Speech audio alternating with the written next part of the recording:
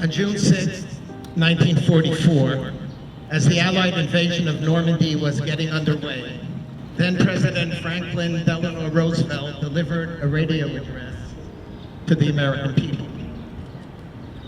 My fellow Americans, he began. In this poignant hour, I ask you to join with me in prayer. For these men are lately drawn from the ways of peace. They fight not for the lust of conquest. They fight to end conquest. They fight to let justice arise and for the tolerance and goodwill among thy people. They yearn but for the end of battle, for their return to the haven of home. Some will never return. Embrace them, Father, and receive them, thy heroic servants, into thy kingdom.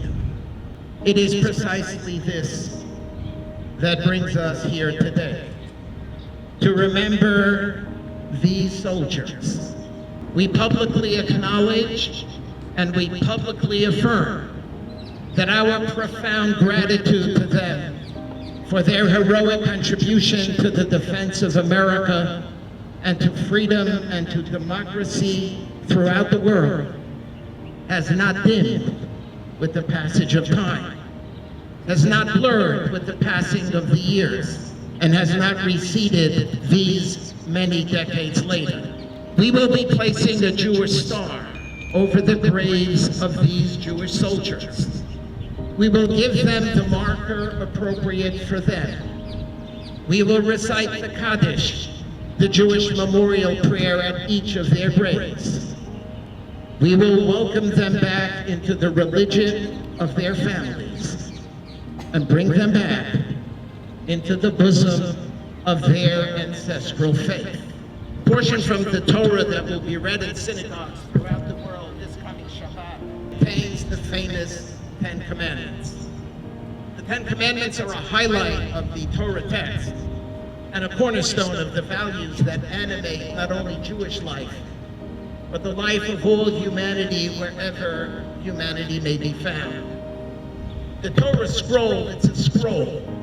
It rolls.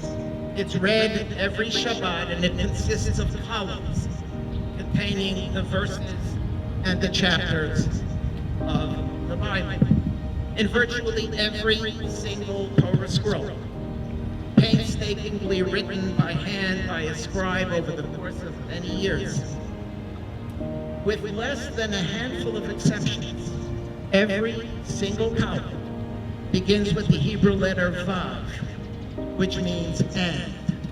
And the lesson is clear and deeply reflective of the work that we are doing here today. Every time we turn in the Torah text from one column to another, before we even begin to focus on the substance or the meaning of that column, we are taught that we must remember the and.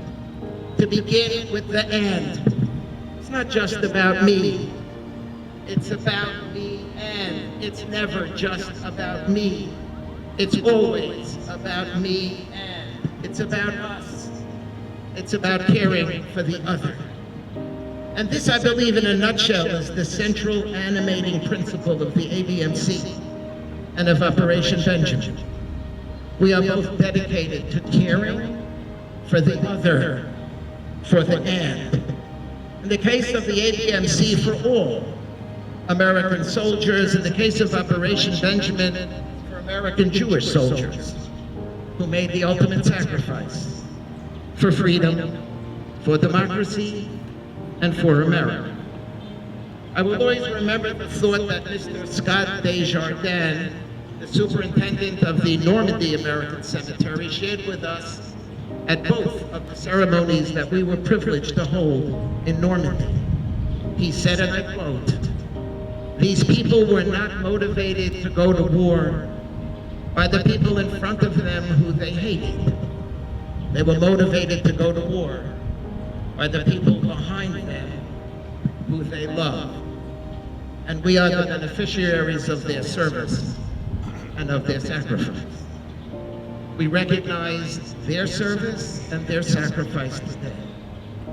Robert S. Fink, Jack Gilbert, Alan C. Franken, Lewis Wolf, Arthur Waldman. We remember them today. We express our collective gratitude to them today. We embrace them today. We say thank you to them today.